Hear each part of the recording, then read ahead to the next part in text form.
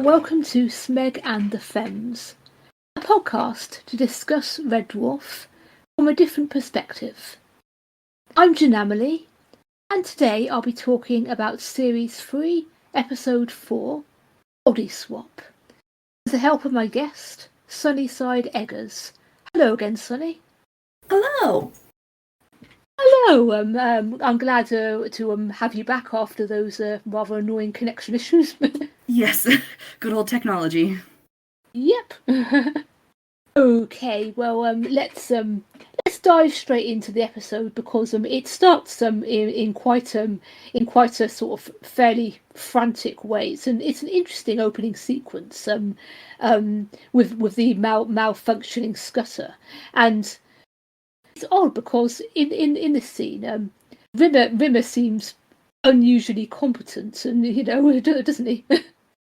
Yeah, that's definitely probably one of the most striking moments of it. Is he seems like very focused, very in command. There's not that typical bickering of like, you can't tell me what to do. Like, there's the just, it's intense, very intense. He's very focused. He's very unrimmer-like in that moment. He's not freaking out. He's not scared.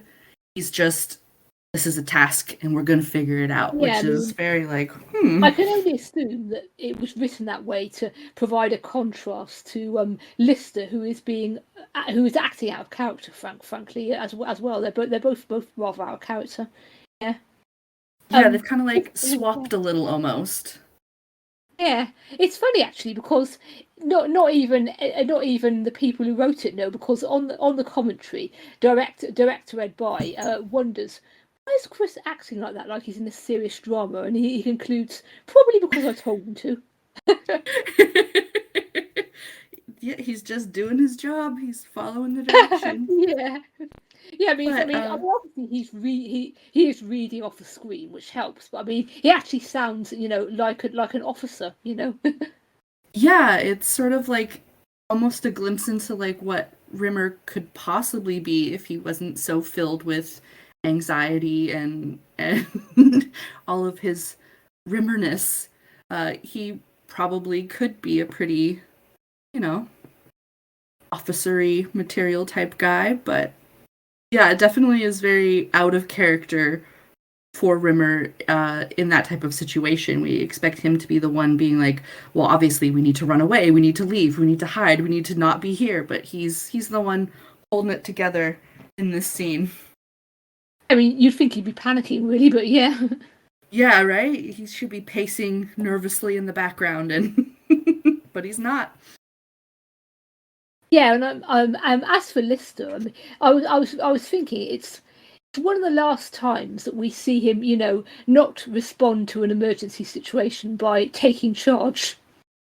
Yeah, he's actually pretty content to kind of take a back seat on this. I mean, you could maybe read into it that he's like super bummed about not having poker night, because I think he makes a reference to like, oh, so no game tonight then. Yeah. Yeah, he's very just like, oh man, I gotta go get me a snack, I guess, is sort of his mentality in that moment, which, I mean, fair. Snacks are good, but yeah, it's an interesting start to an episode for sure. Yeah, I mean, I guess it's just one of those instances where they, sort of write the characters a bit out of character, because they need them to do things in order for the plot to work. So they're doing them this way. Yeah, for sure. And I mean, I suppose too, I guess it's early enough in the show that you could claim maybe it's not out of character because they're not like as established. Maybe, I suppose, yeah. I mean, because they haven't really quite got to the. I think actually, the classic sort of the way that the Red Dwarf posse is actually established shortly after this in the last day. So before that they haven't quite established the sort of classic lineup. Yeah, that makes sense. Moving on to the next scene where Kryten has the idea to perform a mind swap. Yeah, and of course, it turns out to be a female officer, which is funny, but kind of in hindsight, and I don't think it was deliberate, but I mean, in hindsight, kind of transphobic rather. Yeah. There's a lot of things definitely in hindsight where I can understand, where they were kind of going, but they could have maybe handled it a little differently or a little better. So I mean, guess props to. obviously it's funny, that they don't specify the officer's gender, and then it turns out to be a woman. It's just kind of unfortunate that they gave her the line, "Why do I have male sexual organs?" I mean, Yeah. Yeah. It's always got to be about them sexual organs, but I mean, I guess props though to Red Dwarf for having several female officers at the time, because I guess there's actually quite a few that kind of, I mean, I don't know. It's a tough one to say exactly, but they do seem to have at least a fair amount of women in the officer position, which I can get behind. When I was doing the commentary for the end, I mean, the crew does seem to be about 50% female. Yeah, so I mean, props to that for having a good gender ratio. We got to give them a little credit where credit is due, but they could definitely handle some things better for sure. 50% female, but obviously the setup of the show is not. Yeah. Yeah, it's I do understand why, because I mean part of the point is that they're a bunch of slightly prophetic men and there aren't any women around. I mean that is part of the point, but even so. Yeah, no, I hear you. Yeah. Let me see. I'm wondering where to There's kind of like a really we'll talk about this more later, but I mean I'm going to lower the tone again because, frankly, this episode. I mean, this episode. I'm sorry, but this episode is obsessed with Lister's cock. I mean, yes, it totally is. It was written that way. It was filmed that way. Again, this is not subtext. This is in the text. They try and get as many references to Lister's dick as possible. They really did.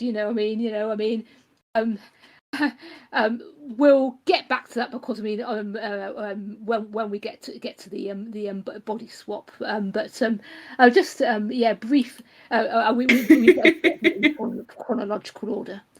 So I must admit, I do love the way this scene ends. Because they spent 7 minutes building up to this tense situation, and then suddenly. It's completely undercut, and the vending machine delivers a milkshake and a crispy bar.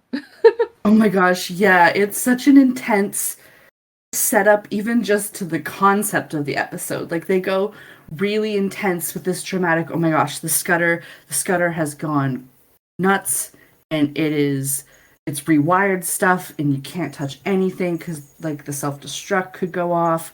And all this payoff just to introduce the idea that you can mind, like swap minds out, basically to set up the whole premise of the episode. So the beginning is almost very unrelated to the rest of the episode, but it's to like deliver this one little dramatic moment.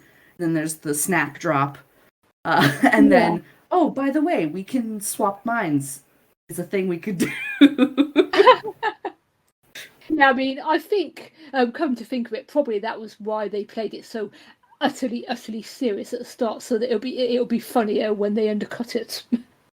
Yeah, the snack drops down, and then just a Holly, bless Holly, sweet Holly, and they're all like, wait, like what happened? Oh, well, I got rid of that ages ago. You got rid of the bomb? You didn't tell us? Well, you never asked. She's like offended. You never asked. She's such a very, very Holly line. Yeah, like she's watching this whole scene go down. She's all, she's in it with them. She's all like, oh my gosh. Oh yeah, no, we don't got the bomb. I got rid of it. Like very classic Holly of just, Well, you didn't ask, so Very, very, very you know. funny. Oh, Yeah, I I just love do it. want to say I do love the silly little joke where Lister's mind is on a tiny cassette and Cat drops it in his coffee. Yeah, he's like, be very careful with this. It's Lister's mind, and boom, right in the cup like immediately. It's pretty good. I just classic. The way Rimmer's expression goes. Oh no, what have you done? Yeah, and then yeah, what have you done? And Cat just grins his catty grin and just whoop out of the backs up, tape in hand. I don't know to dry it off. I don't know what he was doing with it, but I mean, obviously it. obviously, it wasn't fatally damaged because Lister got his brain back, but still. Yeah, as far as we can tell, there was no permanent damage to the tape. But yeah. Yeah, as far as we can tell, yes. Yeah, as far as we can tell. Okay, so moving on to the next scene, which is where we see we get actually we get our first really good look at the new bunk room, and it's really nice. Yeah, it's definitely a change from all that gray. We've got Yeah, I different mean, like textures going on in the paneling on the walls, and yeah. obviously the subtext. I mean, you probably notice it's got officers' quarters on it. The subtext is they have realised, hold on, we can have any room on the ship we like, and they've moved to officers' quarters. Yes, they've moved together, of course, because they must. Room sharing, even though they could have any room they wanted.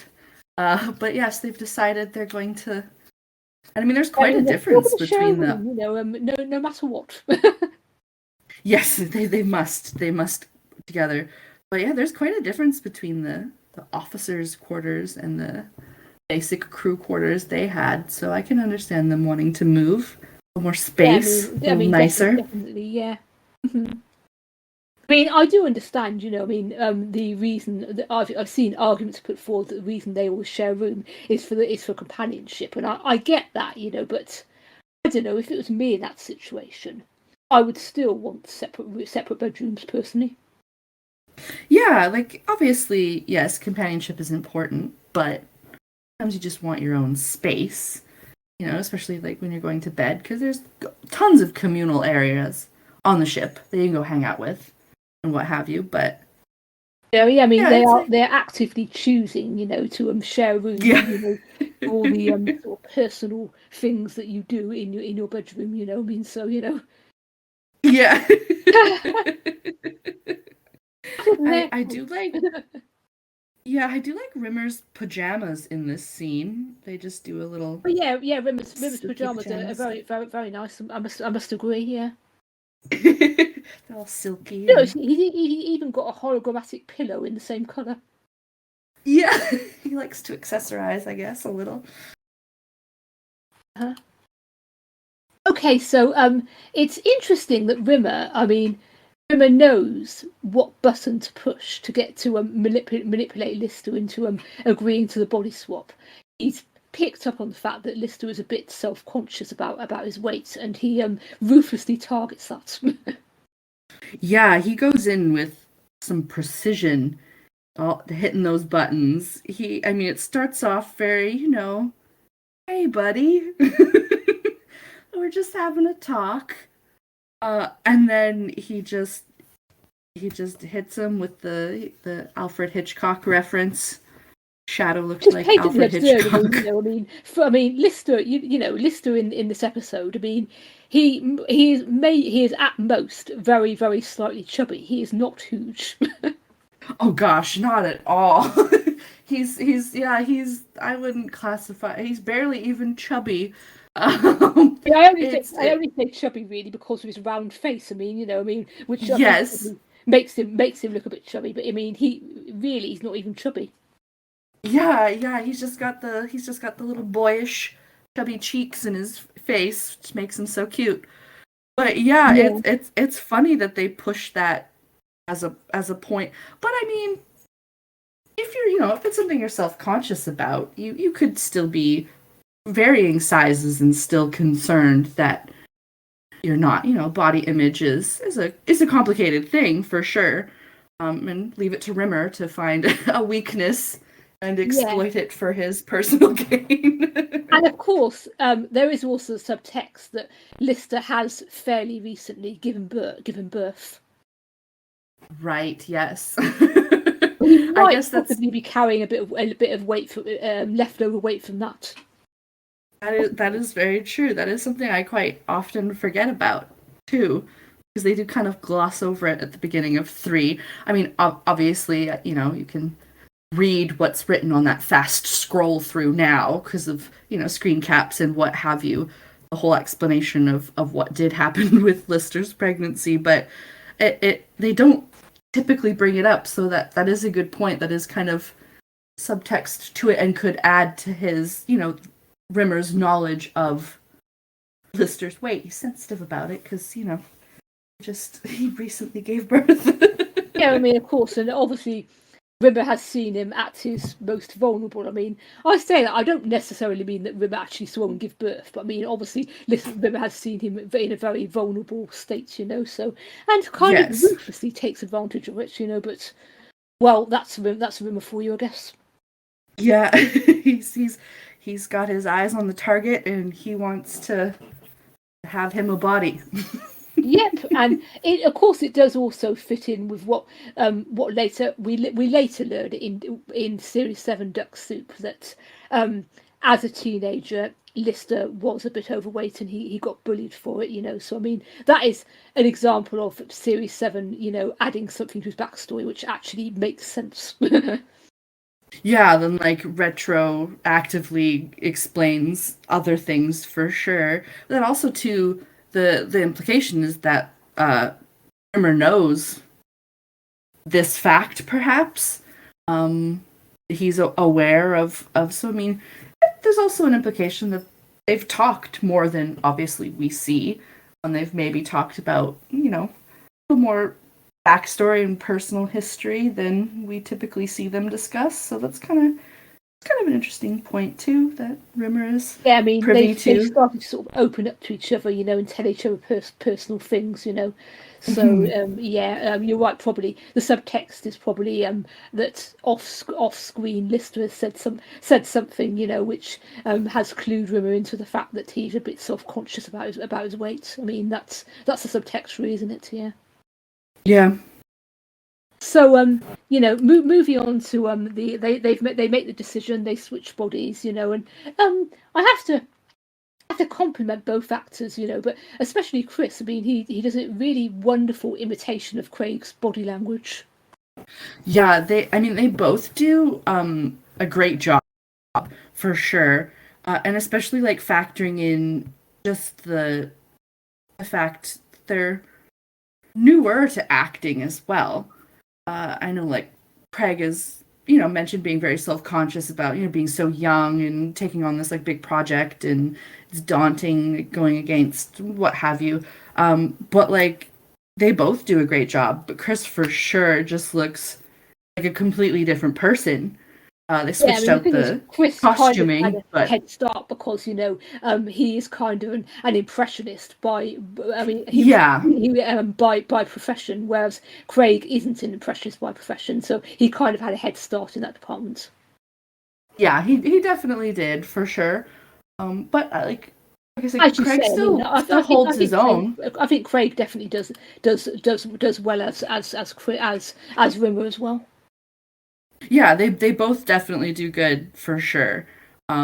It's just it's so interesting how such subtle changes in body language can make them morph into completely different people. Yeah, I Adding mean, into the and the fact way that the sort of voices are coming out of the you're like, whoa. yeah, and the way Chris and well both of them, the way they sort of change their expressions, you know, and the way they move their mouths even. Yeah, it's well done on both their parts for sure. It's believable. It doesn't come across as like a caricature of each other. Like it's that's Lister and Rimmer, and they have swapped bodies, and this is what happens. Yeah, I mean, because of the difficulty of recording this episode, because obviously, you know, they had to have that there was a lot of dubbing, you know, that they had to do of each other. It couldn't actually be shot in front of an audience because it was physically impossible. So what they actually did was what they did with Series 7, which was they recorded the episode and then later on they showed it to an audience.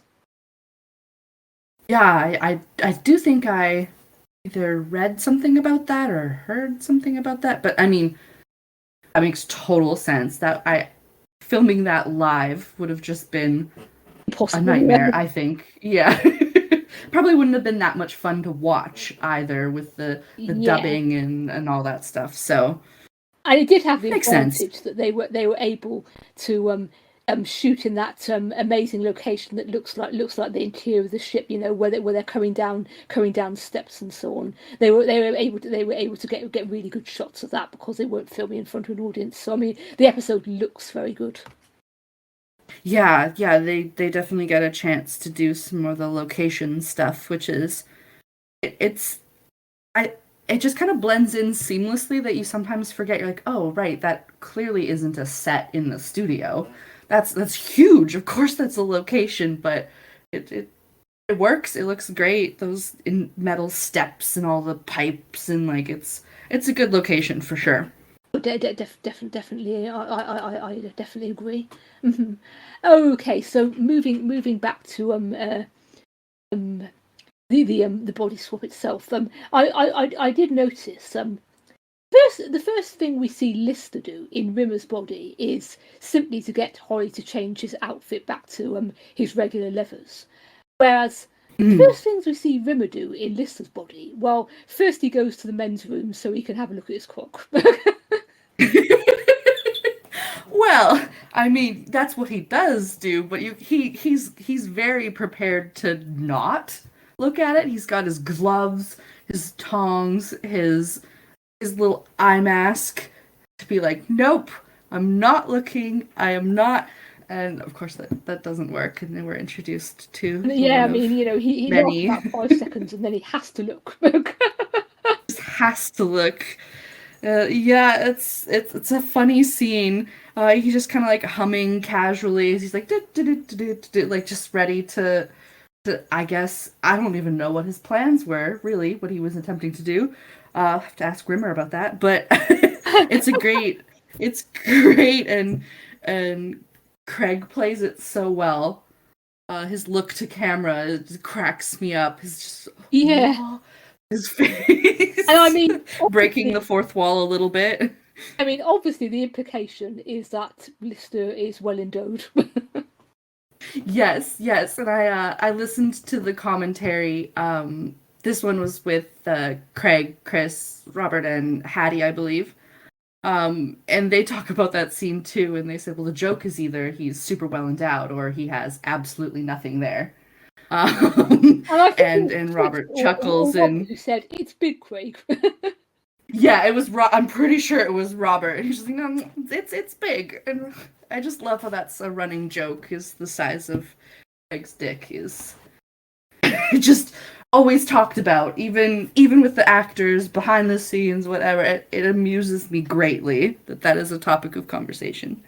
Yeah, I mean, definitely. I mean, you know, I mean, this isn't us imposing on the show. I mean, it's literally in the fabric of the show. They wrote it into the show that this character has a big dick. I'm sorry, they did it, not us.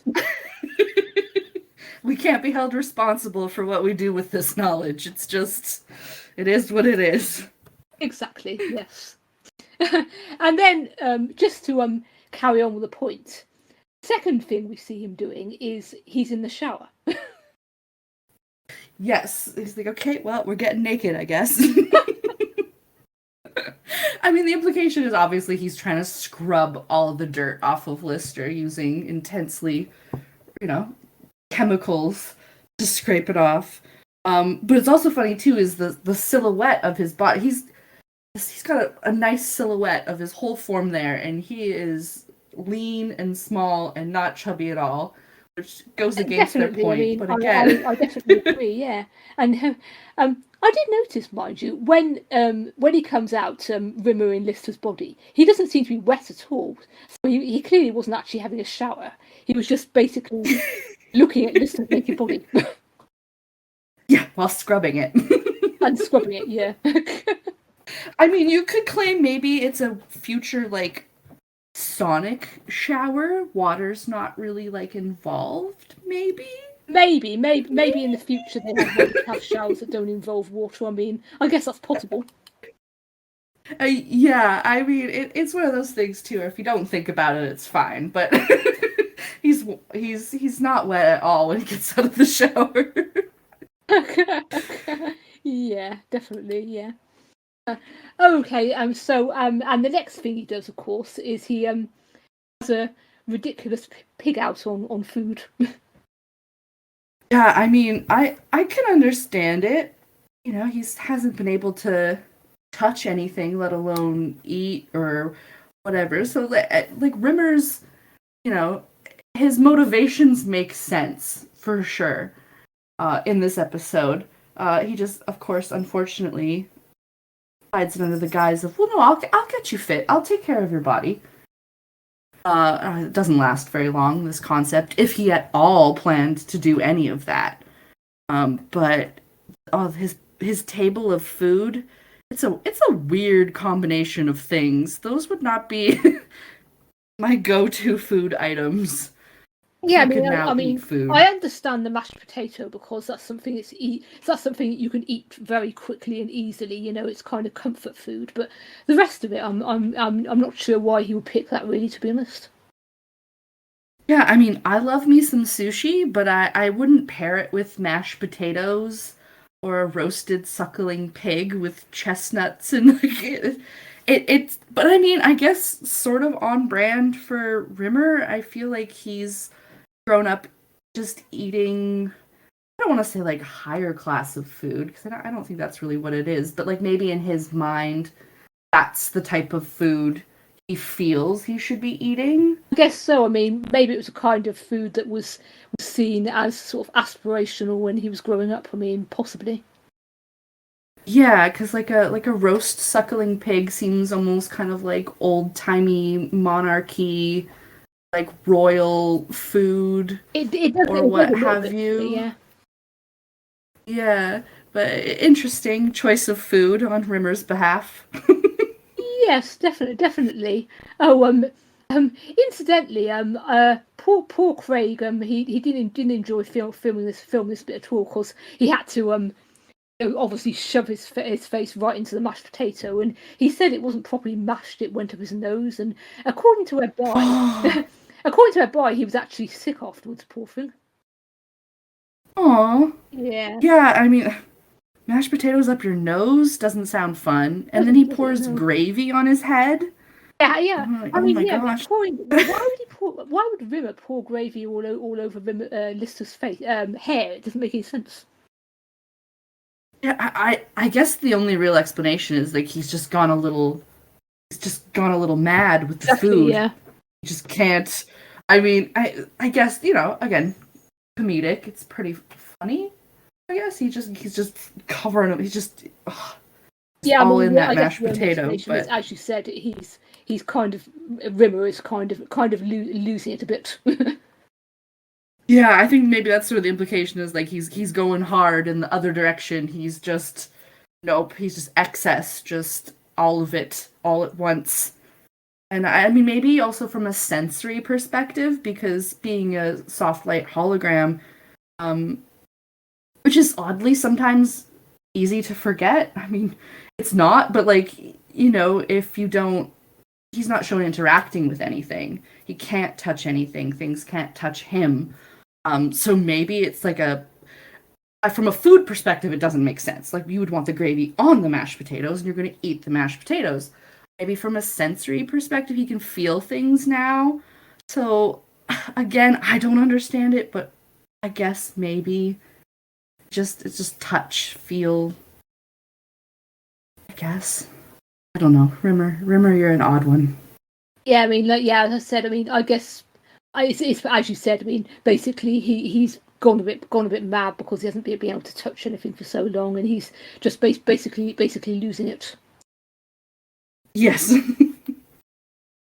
Which, of course, is emphasised in the next scene, which is a sort of weird brief sauna scene, which was edited down quite a lot. And how do I put this? Well, there's no delicate way of putting this. I mean, at the start, it's quite the scene. Sounds as though Rimmer is masturbating. Yes, it most certainly does. Also the fact, I mean, he's got a magazine. I mean, you can see both of his hands holding the magazine.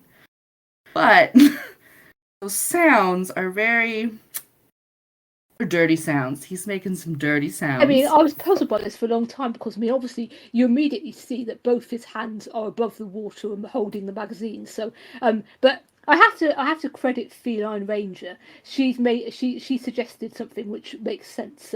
Which is maybe we're supposed to think he's literally just had an orgasm and now he's having a post-coital cigar.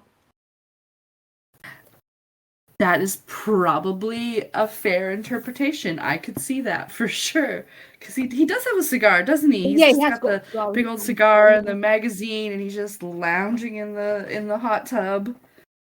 It's I do quite the scene. The timing and the way it's edited is kind of confusing. You know, it doesn't really make sense. But I mean, that is the best suggestion I've heard for making sense of what's actually going on. Yeah, no, definitely. Yeah, so I was going to tell you about the full version of the scene because it's originally they couldn't find the deleted part of the scene, which is why it's not on the Series 3 DVD. But fortunately, while they were making the Body Snatcher collection, they managed to unearth the rest of this scene, which was cut. And originally, this scene continues with Rimmer in Lister's body. Here's someone coming, and quickly jumps out of the thing and starts exercising, thinking it might be Lister coming, but then it's Kryten, and Kryten's bringing Rimmer's lunch, and another lavish meal, and of course. The ironic thing here is it was literally Robert Llewellyn's first day filming, and it was a complete nightmare for him. Poor guy. I mean, being in the suit and the mask already sounds like quite the ordeal, and then they put him in a sauna. Yeah, exactly. He's in a mask in a sauna. The poor man nearly fainted, and as part of the scene, he had to light a candle with his fingertip, and something went wrong, and it electrocuted the poor man. Oh my gosh, Robert! And then, you know, later on, he was so hot, he had to sit down somewhere, and he nearly fainted. And then after all that, they cut that part of the scene anyway. The joys of being an actor, I suppose, is all the blood, sweat, and tears for it to end up on the cutting room floor. I mean, I'm glad he stuck with it. If that was your first day, your first experience filming on a project like that, I could see that being like, you know what? This isn't for me. Yeah, I mean, I can imagine some people just throwing in the towel off that, you know. But I mean, presumably he probably couldn't because he'd signed a contract. But even so. Yeah, for sure. I applaud his efforts. Most definitely. Yeah, I mean, his efforts are very much applauded, and you know, I'm really glad that they finally unearthed that scene because, well, partly because I mean, it deserves to be unearthed, considering all the trouble that poor Robert went through, but also because it's a very interesting scene, and it gives us a, how can I put this? It gives us yet more proof that Craig was not overweight. Yeah, and that is kind of interesting why it was cut, like as the concept of, you know, like Rimmer is just pretending to work out. Like he's more than happy to indulge in extravagant food and lounge around and do all this rather than working out. Interesting. I mean, obviously, pacing and timing and what have you, you have to fill a certain amount of time, and certain things do get cut. It's interesting that portion of it was cut. That it feels kind of important to the narrative, but alas, time frames and what have you. It did also have a brief sort of conversation between Rimmer and Kryten, and Rimmer sort of admits that he's find it very, very difficult, because he to stick to the exercising, because being able to touch and eat and stuff, he does sort of confide in Kryten a little bit. But I mean, I guess I guess maybe one of the reasons it was cut was because you get to see Lissa's body, and it's blindingly obvious that he doesn't need to lose weight. Maybe that's why they cut it. Maybe, yeah. That's I guess might be worth asking the powers that be who made that decision. But yeah, alas, at least the footage is out there though now. That's nice.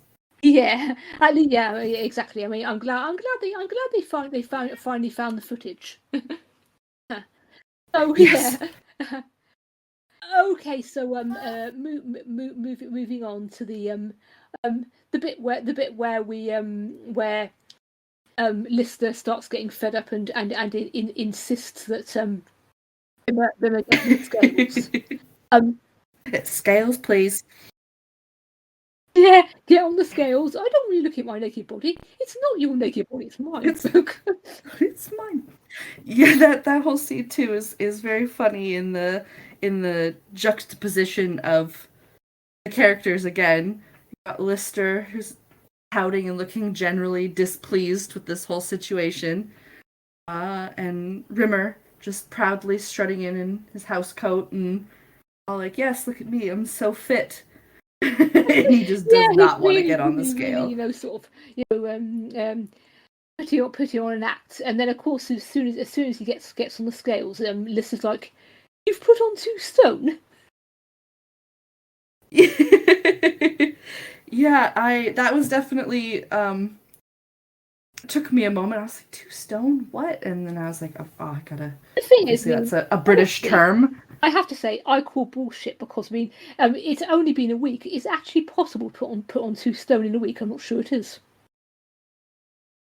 Yeah, that seems like a lot of weight. He just have to be like non-stop eating. I don't think he could physically. Yeah, I mean, I'm honestly not sure that much it's food possible to put on that much in just a week. Yeah, I mean, I guess it's impressive in its own way, if that is in fact true. I mean, we do see Rimmer him eating them every opportunity he gets, but even so.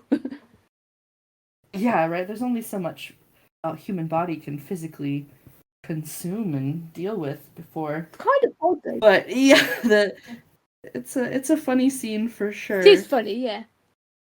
It's kind of odd, though, that Rimmer would go so violently over the top, because I mean, when he gets a hard light drive in Legion, he hardly reacts. He doesn't really show any interest in eating, or I mean, he barely reacts at all. I mean, I suppose maybe you could argue he got it all out of his system in this episode, maybe. Yeah, you could argue that he just went so hard in the one direction that he was like, you know what, I'm okay. I'm all right. I can control it. Yeah, I mean, I guess that would explain why he doesn't.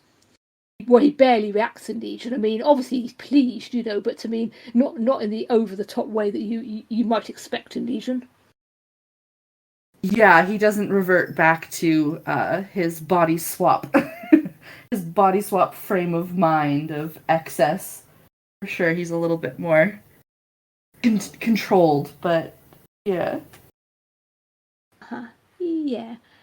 Okay, so yeah, I have to say, I mean, Rimmer's behaviour in this episode, I mean, it's bad. Yes. He's very out of control, for sure. I don't necessarily know if it's not necessarily out of character because again, it's a very interesting circumstance that he's in. The inability to touch, to feel, to interact with things, to eat. So like I can understand it. I think to a point, or as much as any of us really can. I mean, I can understand. But yeah, I mean, he's to a point. I mean, basically, I think I would have understood it. I mean, if he'd gone mad for a day or two and then got himself back on track, but he did. But being Rimmer, he goes way over the top. Yes, he goes for a week of excess. I think it's about a week and a. Yeah, but they say a week Because he doesn't make it to the full 14 days. Yeah. Yeah. Yeah, and of course, he very much takes advantage of Kryten not being able to refuse orders as well. Poor Kryten, he's so guilty in this episode. Oh, I love Kryten pretty much all the time, but he does definitely have some great moments. His guilty moments, his very sir, he's just all frantic. Especially his line of but why did he struggle so when he has to chloroform Lister? He's all like, but shouldn't we ask him? That line though, the why did he struggle so, cracks me up every time. His delivery is just great, and his just the implication that he had to just boom chloroform Lister probably in his sleep and startle the poor guy, and it's an interesting setup. Little Kryten. I mean, of course, he's guiltier in series 3 than he is ever again, because in series 4, Lister manages to start breaking his programming down. Yes, yeah. Lister goes, no more of this. We're gonna give you some of your own free will because I don't want to be chloroformed again. Are you in the middle of the night? Yeah, part of Lister. I mean, Lister's motivation is good, but I mean, obviously, part of it is I don't want to be chloroformed again. Yeah, he's like, please don't do everything Rimmer says, please. Make your own decisions. Yeah. Oh, I do also want to briefly say in this episode, I mean, Kat in this episode is extra cool, I think. Yeah. I mean, what with I mean, he always looks great, but I mean, he looks extra great in this episode. Yeah, he has his oh my gosh, his fishbone earring, I think, in this one, the big dangly fishbone earring in the beginning he had it, I think. Yeah, that one was pretty dramatic. And he I forgot about a line early on when it's all chaos in the opening sequence. Kat, I find in general, has a lot of really funny lines that are just delivered so brilliantly, but they don't always get the laugh they deserve. I feel like from the audience, maybe they were too quiet or not as over the top as they were expecting, but when Lister orders, they said, don't touch anything, and he orders his drink and his crispy bar, and Kat just goes, that was a very dumb thing you just did. Just very quietly, that was a very dumb thing you just did. It's funny. It's so funny because, hey, it's Kat telling Lister he's done a dumb thing. Yeah. When Kat makes obviously smart decisions all the time. And just Lister's like, I wasn't thinking.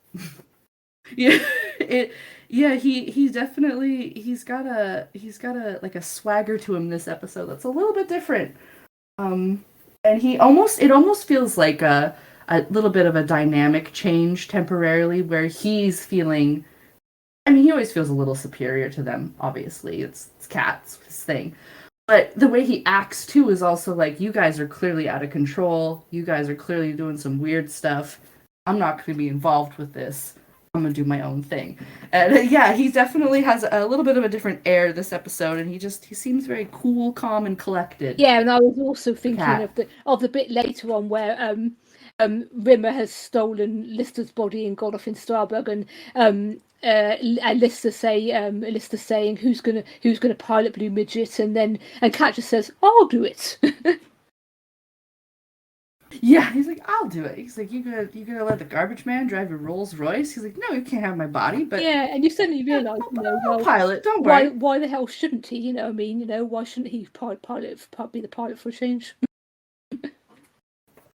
Yeah, is this kind of like the start of Cat piloting at all? Yeah, Is I this the mean, after first? this, they kind of drop it until series 6, really, to be honest.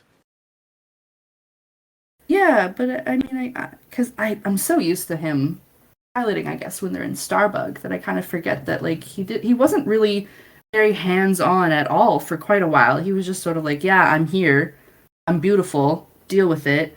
But he does start to become more involved with operating the ship and things of that nature. I guess they must have to teach him some skills, I'm sure.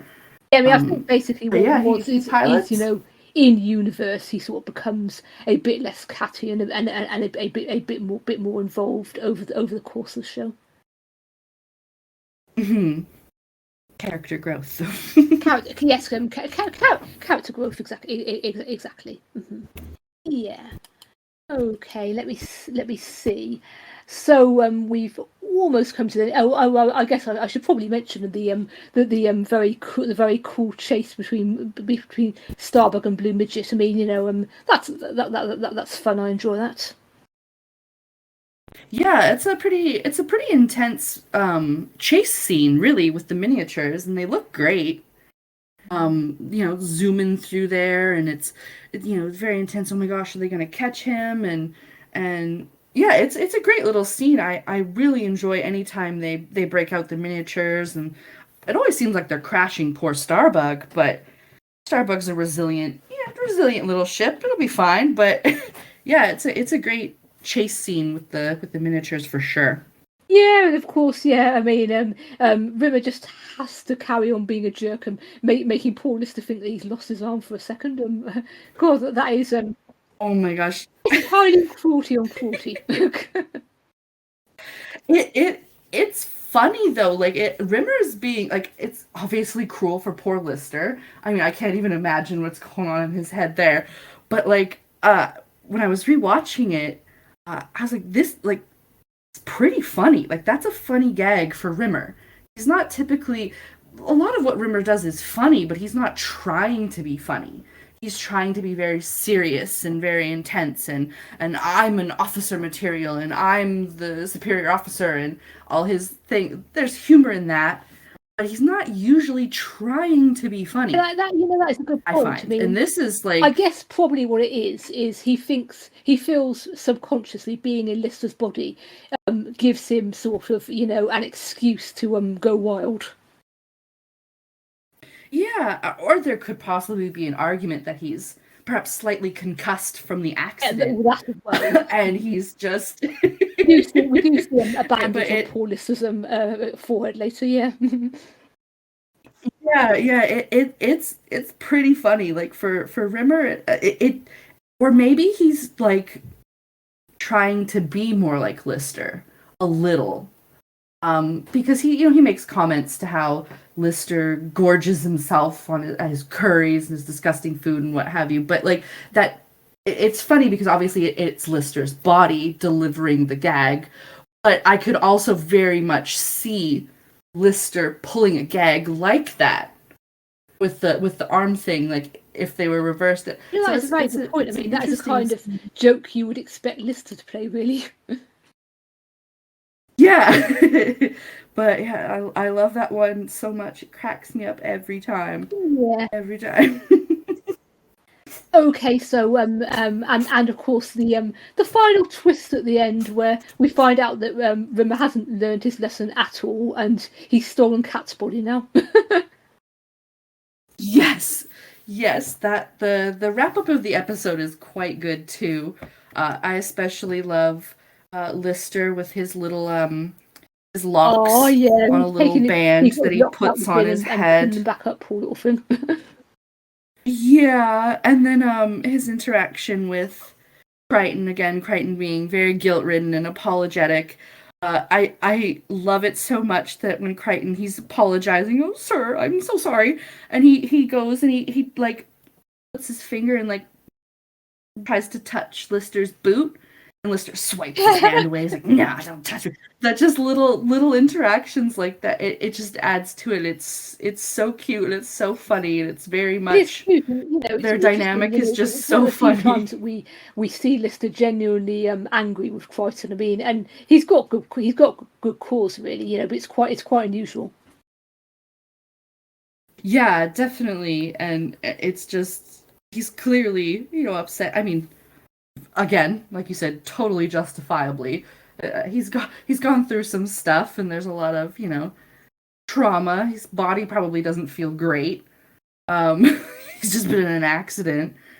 His locks were cut off, and just there's a whole lot. But just those little interactions, Crichton, he tries to just pet his boot like comfortingly or gently or apologetically, and Lister just goes, yeah, Nope, swipes it away. Lister is annoyed, and you can't blame him. Yeah, I can't blame him at all. But just the little interaction is so cute. And Crichton's just so apologetic, cute, and yeah. then Um, and Rimmer, air quotes, Rimmer walks in. You look like you just seen a ghost. And then we find out it's Cat, which again is another great play with Chris, because he doesn't try, like, he's air quotes playing Cat, but he doesn't try to play Cat as how Cat normally is. It's very much like Cat being like, what is this? What is this body? I don't like it. And we know how Cat feels about Rimmer, so I'm sure he's extra displeased with resembling Rimmer at all. It's a very good twist, but I mean, I really can't see Cat putting up with that for longer than about, I don't know, 10 minutes. Yeah, he probably put up with it just long enough to go find the others and be like, okay, this is a thing. Or maybe it also sort of plays as like he was asleep and now he's woken up, so maybe initially he thought it was a dream, but upon finding Kryten and Lister, he's like, well, this is not a dream anymore, this is clearly real life. But the way Chris plays it is just he's like stiffly walking, very uncomfortable, and he flops into the chair and his arms are crossed and he's very clearly upset with this whole situation. Cat is so it's great. Yeah, Cat would definitely sulk and pout and make a big deal about it for sure. But yeah, the twist of the episode end is pretty funny because you think it's over. We're like, well, it's done. It's fine. We're not gonna bother with this. And then that also makes Kryten's guilt make more sense because he's just done it again. Yeah. He's had to listen to Rimmer. And he's done it, just not to Lister this time. So it's a good ending to the episode. It is very good. Sure. Yeah, I mean, it works. It works as a sort of ending joke. I mean, but if you think about it too long, you think to yourself, well, there's no way Cat will put up with that, for longer than about 5 seconds, But I mean, it's a good end. It's a good twist to end it. Yes. So it's a good ending for that, and then obviously got to switch them right back. Okay, so we have come to the end of the episode, but before we finish, I would like your scores out of 10, both overall and for slashiness. Overall, it's kind of funny, as both Polymorph and Bodyswap are a couple of my favorites, and they happen to play back to back, which is even better. Overall, I would probably give. I'm gonna have to probably go with 8 for Bodyswap again. I'm gonna do an 8. Mm-hmm. For overall slashiness, it's tough to say if it's slashiness. It's just honestly a lot of dick jokes, which I totally approve of. They're great. I love it. There's dick, totally fine. So I'm probably gonna do probably about a 7 again. 7. Overall slashiness, just because of the amount of naked Lister and or Rimmer. Okay. Well, I'm going to give it an overall score out of 10 of 8 out of 10, like you, because I think it's a very good, very solid episode. But just to prove that we did not consult on our scores beforehand, I'm going to give it out for slashiness out of 10. I'm going to give it 10 out of 10. Fair. That's fair. Because honestly, I mean, this entire episode, I mean, it's just, I mean, when I thought about it, and it really is right up there with Blue and Demons and Angels, I think. That's fair. Yeah. I mean, I guess you bring up valid points for sure. It's just, I mean, the entire episode is about, Rimmer being obsessed with Lister's body. So I mean, Okay. I guess probably I was reading a little more on a different scale, but you have completely valid points, and yeah, it's a pretty slashy episode. I mean, sure. different Leads to opinions potential are good. slashiness. Yes, it's a great episode. There's definitely slashy aspects to it for sure. That we can definitely agree on. Okay, well, thank you very much for being on the podcast, Sunny. It's been a real pleasure. It's been great, thank you. Oh, okay. And that brings us to the end of this episode of Smeg and the Femmes. Thank you to Hologamet for technical help, and also, of course, to my guest, who has been a joy to have. Okay. I hope you enjoyed listening. If you'd like to give us feedback, you can do so on either Tumblr or Discord, on the posts where I've linked to this episode. You can also email us at smegandthefemmes@gmail.com. And the next episode we'll be covering will be Time Slides, and my guest for that will be Feline Ranger. I hope you'll join us then, but for now, goodbye.